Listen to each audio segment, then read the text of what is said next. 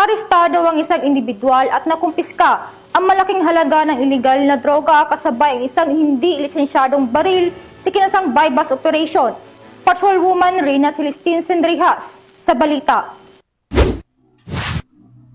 Arestado ang isang drug suspect sa isinagawang buy-bust operation ng mga kapulisan ng Osamis City Police Station sa Barangay Bacolod, Osamis City, Misamis Occidental. Kinilala ni Police Lieutenant Colonel Harvey Avellanosa, officer in charge ng Osamis City Police Station, ang drug suspect na si alias Alan, lalaki, 43 anyos at residente ng nasabing lugar.